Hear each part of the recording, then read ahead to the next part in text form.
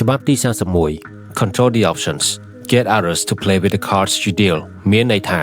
គ្រប់គ្រងជម្រើសរបស់គេធ្វើជាមេបៀកុំធ្វើជាអ្នកលេងបៀក្រឡុកសន្លឹកបៀឲ្យគេលេងប៉ុន្តែយើងជាអ្នកស៊ី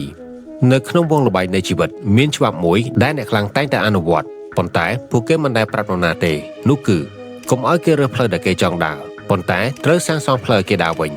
ញបងប្អូនប្រហែលជាគិតថាការបង្ខិតបង្ខំគេដោយប្រើកំភ្លើងឬការគំរាមកំហែងគឺជាអំណាចដ៏ធំបំផុតប៉ុន្តែតាមពិតទៅវាគឺមិនត្រឹមត្រូវឡើយអំណាចពិតប្រាកដគឺនៅពេលដែលបងប្អូនអាចធ្វើឲ្យសត្រូវឬដៃគូរបស់បងប្អូនធ្វើការជ្រើសរើសយកអ្វីដែលបងប្អូនចង់បានដោយពួកគេគិតថាវាគឺជាគំនិតរបស់ពួកគេផ្ទាល់ពួកគេមានអារម្មណ៍ថាខ្លួនឯងមានសេរីភាពប៉ុន្តែតាមពិតទៅពួកគេកំពុងតែលេងតាមក្រឡាបៀដែលបងប្អូនបានរៀបចំទុកដាក់រួចជាស្រេចហើយដើម្បីយល់ពីរបៀបដែលអ្នកចែកបៀបានប្រើប្រាស់ក្បួននេះយើងត្រូវត្រឡប់ទៅមើលប្រវត្តិសាស្ត្រដ៏ខ្មៅងងឹតមួយនៅប្រទេសរុស្ស៊ីវិញនៅឆ្នាំ1564ប្រទេសរុស្ស៊ីទាំងមូលកំពុងតែស្ថិតនៅក្នុងស្ថានភាពវឹកវរដោយព្យុះសង្គ្រាមព្រះចៅខ្យាអ៊ីវ៉ាន់ទី4គឺជាមេដឹកនាំនៃប្រទេសប៉ុន្តែអំណាចរបស់ទ្រង់ត្រូវបានឡោមព័ទ្ធដោយពួកអភិជនបូយ៉ាដែលជាពួកវ័យក្បាលពីរចាំតែខាំទ្រង់ពីក្រោយខ្នងតែប៉ុណ្ណោះពួកបូយ៉ាទាំងនេះមានអំណាចខ្លាំងណាស់ពួកគេធ្វើបាបប្រជាជនពួកគេបង្កភាពវឹកវរហើយពួកគេព្យាយាមធ្វើឲ្យអំណាចរបស់ស្ដេចចុះខ្សោយជារៀងរាល់ថ្ងៃអ៊ីវ៉ាន់ដឹងច្បាស់ថាបើទ្រង់នៅតែបន្ត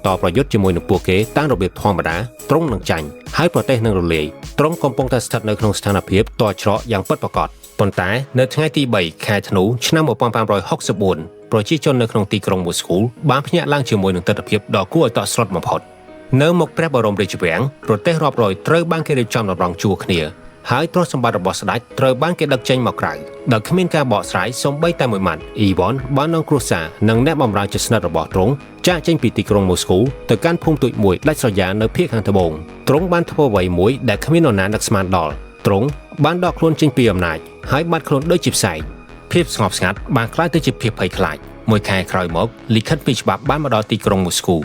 លិខិតមួយច្បាប់បានផ្ញើទៅពួកអភិជនដែលប្រកាសថាទ្រង់ដាក់រាជព្រោះទ្រង់ទ្រាំនឹងភាពក្បត់របស់ពួកនេះលែងបានទៀតហើយលិខិតមួយទៀតផ្ញើទៅប្រជាជនដោយទ្រង់ប្រាប់ថាទ្រង់ស្រឡាញ់ពួកគេប៉ុន្តែទ្រង់មិនអាចការពារពួកគេបានទៀតទេដោយសារតែពួកអភិជនបូយ៉ានេះគឺជាសញ្ញាបៀដ៏សាហាវដែលអ៊ីវ៉ាន់បានចែកភ្លាមនោះទីក្រុងមូស្គូទាំងមូលបានផ្ទុះឡើងដោយភ្នំភ្លើងពួកឈ្មួញនិងប្រជាជនសាមញ្ញចាប់ផ្ដើមភ័យខ្លាចថាបើគ្មានស្ដេចការពារទេពួកគេនឹងត្រូវពួកអភិជនជិះជាន់ឬត្រូវសត្រូវបរទេសឈ្លានពានសម្លាប់ចោលមិនខានភាពភ័យខ្លាចបានធ្វើឲ្យមនុស្សគ្រប់គ្នារាប់ទាំងសត្រូវរបស់ទ្រង់ផងដែរធ្លាក់ក្នុងអន្ទាក់យ៉ាងជ្រៅឥឡូវនេះពួកគេត្រូវប្រឈមមុខនឹងជម្រើសទាំងពីរដែលអ៊ីវ៉ាន់បានដាក់ឲ្យ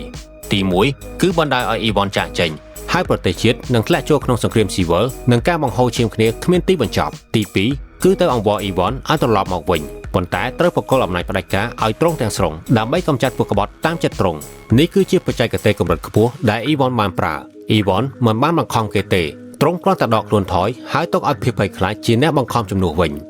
ញជាលទ្ធផលប្រជាជននិងពួកអភិជនដែលធ្លាប់តែប្រឆាំងនឹងទ្រង់បាននាំគ្នាទៅលុតជង្គង់អង្វរទ្រង់ឲ្យត្រឡប់មកវិញដោយយកព្រមតាមលក្ខខណ្ឌគ្រប់យ៉ាងអ៊ីវ៉ាន់បានឈ្នះដោយមិនចាំបាច់ប្រយុទ្ធហើយទ្រង់ត្រឡប់មកវិញជាមួយនឹងស្រេចផ្ដាច់ការដែលខ្លាំងជាងមុនរាប់រយដងរឿងរ៉ាវរបស់ Ivan the Terrible កើតឡើងតាំងពីសតវត្សទី16ប៉ុន្តែធម្មជាតិរបស់មនុស្សគឺមិនដែលផ្លាស់ប្ដូរឡើយរហូតមកដល់សម័យទំនើបនេះយើងនៅតែឃើញល្បែងដដែលនេះត្រូវបានគេលេងដោយអ្នកមានអំណាចនៅក្នុងឆាកនយោបាយនិងអ្នកជំនួញកម្រិតពិភពលោកតើបងប្អូនគិតថាអ្នកដឹកនាំប្រទេសមហាអំណាចសម្រេចចិត្តដោយសេរីមែនទេឬមួយពួកគេគ្រាន់តែជ្រើសរើសតាមមីនុយដែលទីប្រឹក្សារបស់គេបានរៀបចំទុកយើងមិនចាំបាច់មើលទៅខាងណាឆ្ងាយទេគ្រាន់តែមើលទៅសហរដ្ឋអាមេរិកក្នុងទសវត្សរ៍ឆ្នាំ1970បុរសម្នាក់ដែលមានឈ្មោះថា Henry Kissinger ដែលជារដ្ឋមន្ត្រីក្រសួងការបរទេសនិងជាទីប្រឹក្សាសន្តិសុខជាតិគឺជាកំពូលអ្នកចែកបៀនៅក្នុងប្រវត្តិសាស្ត្រសម័យទំនើបចៅហ្វាយរបស់គាត់គឺជាប្រធានាធិបតី Richard Nixon ជាមនុស្សដែលមានអំណាចបំផុតក្នុងលោកប៉ុន្តែគាត់គឺជាមនុស្សពោពេញទៅដោយភាពអសន្តិសុខក្នុងចិត្តនិងមិនសូវទុកចិត្តនរណាទាំងអស់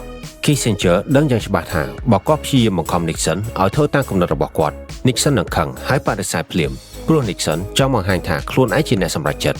តដូច្នេះ Kissinger បានប្រើយុទ្ធសាស្ត្រមួយដែលមានឈ្មោះថា Color the Choice មានន័យថាការលាបពណ៌ជម្រើសរាល់ពេលដែលមានបញ្ហាពិភពលោកកើតឡើងហើយ Nixon ត្រូវការសម្រេចចិត្ត Kissinger មិនដែលដើរចូលទៅហើយប្រាប់ត្រង់ៗថាលោកប្រធានាធិបតីលោកត្រូវធ្វើបែបនេះនោះទេផ្ទុយទៅវិញគាត់តែងតែរៀបចំជម្រើស3ឬ4យ៉ាងដាក់ជូន Nixon ជម្រើសទី1តែងតែជាជម្រើសដែលទន់ខ្សោយពេកដែលធ្វើឲ្យអាមេរិកបាត់បង់មុខមាត់ជម្រើសទី2គឺជាជម្រើសដែលមានគ្រោះថ្នាក់ពេកដែលអាចបង្កឲ្យមានសង្គ្រាមនុយក្លេអ៊ែរហើយជម្រើសទី3គឺជាជម្រើសដែល Kissinger ចង់បាន ហើយត្រូវបានរៀបចំឡើងយ៉ាងល្អឥតខ្ចោះជាជម្រើសកណ្ដាលដែលមើលទៅសមហេតុផលបំផុតឆ្លាតវៃបំផុតនិងមានប្រសិទ្ធភាពបំផុត Nixon ដែលកំពុងដេកបុកពោះខ្លាចធ្វើខុសតែទៅមើលទៅជម្រើសទាំងនោះហើយមានអារម្មណ៍ថាខ្លួនឯងពិតជាឆ្លាតណាស់ដែលបានជ្រើសរើសយកជម្រើសទី3គាត់គិតថាគាត់គឺជាអ្នកកាន់ចង្កូតប៉ុន្តែតាមពិតទៅ Kissinger គឺជាអ្នកគូផែនទីឲ្យគាត់ដើរតាំងពីដើមមក Nixon លេងសន្លឹកបៀដែល Kissinger ចែកឲ្យដោយមិនបានដឹងខ្លួនសោះថាគ្រប់សន្លឹកបៀទាំងអស់សុទ្ធតែនាំទៅរកលទ្ធផលតែមួយដែល Kissinger ចង់បាន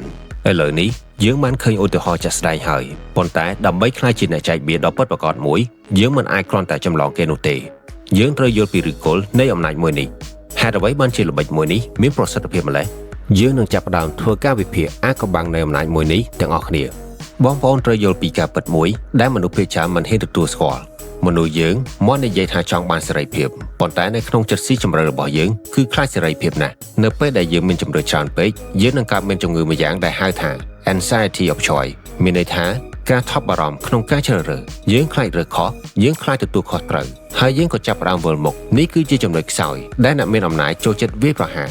ពួកគេដឹងថាដើម្បីគ្រប់គ្រងមនុស្សគេមិនត្រូវដកហូតជម្រើសទេ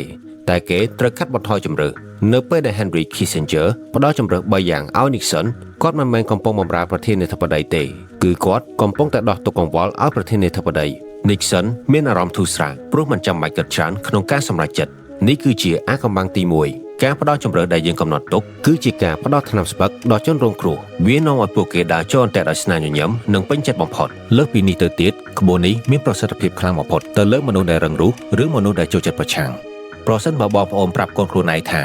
ាកូនចូលគេងទៅកូននោះនឹងប្រកែកប៉ុន្តែប្រសិនបើបងប្អូនសួរថាកូនចង់ពាក់អាវពណ៌ខៀវឬពណ៌ក្រហម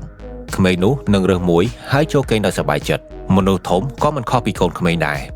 Ivan the Terrible ដឹងច្បាស់ថាប្រសិនបើទ្រង់ប្រើកម្លាំងបាយបង្ក្រាបពួកបយ៉ាពួកគេនឹងតដៃប៉ុន្តែនៅពេលទ្រង់ផ្ដល់ជម្រើសថាតើអ្នកទាំងអស់គ្នាចង់ឲ្យខ្ញុំធ្វើជាស្ដេចផ្ដាច់ការឬចង់ឲ្យប្រទេសរលាយពួកបយ៉ាប្រកាសជាគ្មានផ្លូវជ្រើសរើសឡើយវិធីនេះហៅថា The Horn of Dilemma ដែលមានន័យថាស្នែងគោទាំងពីរមិនថាពួកគេរត់ទៅឆ្វេងឬទៅស្ដាំគឺសុទ្ធតែត្រូវស្នែងគោជល់ត្រូវទាំងអស់បងប្អូនអាចនឹងមានអារម្មណ៍ថាខ្លួនឯងកំពុងតែរត់គេចប៉ុន្តែតាមពិតទៅបងប្អូនកំពុងតែរត់ទៅរកកន្លែងដែលគោចង់ឲ្យបងប្អូនទៅតែប៉ុណ្ណោះអ្នកមានអំណាចគឺជាគោហើយជំរើសដែលគេចង់ផ្ដល់ឲ្យគឺជាស្នែងទាំងពីរដែលរងចាំទទួលបងប្អូនសូមប្រុងប្រយ័ត្នទាំងអស់គ្នាច្បាប់នេះក៏មានចំណុចបញ្ច្រាស់ដែរការគ្រប់គ្រងជំរើសរបស់អ្នកដទៃតម្រូវឲ្យបងប្អូនមានអំណាចខ្លះនៅក្នុងដៃរួចទៅហើយប្រសិនបើបងប្អូនទន់ខ្សោយពេកហើយព្យាយាមដាក់លក្ខខណ្ឌឲ្យគេនឹងធ្វើការសើចំអកឲ្យបងប្អូនវិញម្យ៉ាងវិញទៀតមានពេលខ្លះបងប្អូនមិនគួរដាក់កំហិតជំរើសឲ្យសត្រូវពេកទេ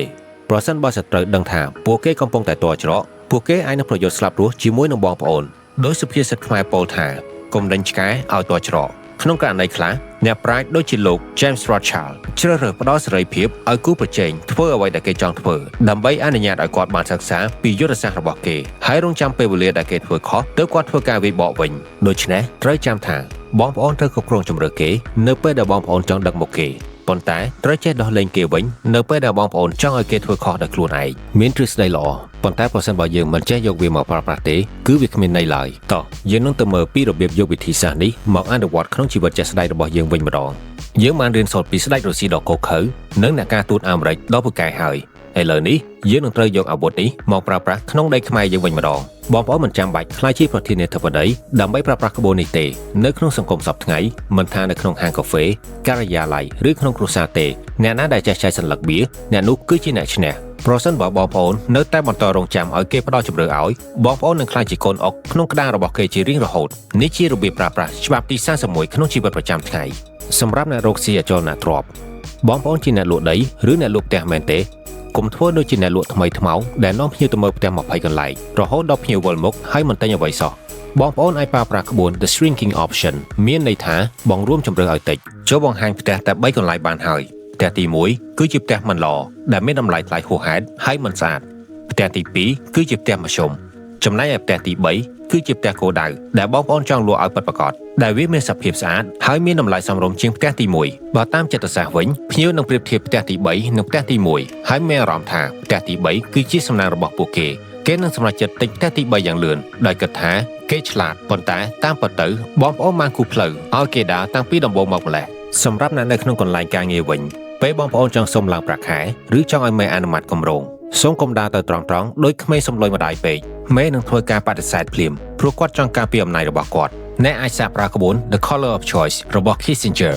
អ្នកអាចសរសេរជម្រើស3ដាក់លើតុជម្រើស A និង B គឺជាជម្រើសដែលធ្វើឲ្យក្រុមហ៊ុនខាតបង់និងពិបាកខ្លាំងឧទាហរណ៍បើបងប្អូនឈប់គម្រោងនឹងរាំងស្ទះ3ខែជម្រើស C គឺជាអ្វីដែលបងប្អូនចង់បានដំឡើងប្រាក់ខែបន្តិចហើយការងាររលូនមេរបស់បងប្អូននឹងជ្រើសរើសយកជម្រើស C ភ្លាមព្រោះគាត់គិតថាវាជាជម្រើសដែលចំណេញបំផុតសម្រាប់ក្រុមហ៊ុនហើយគាត់នឹងមានអារម្មណ៍ថាគាត់គឺជាអ្នកដោះស្រាយបញ្ហា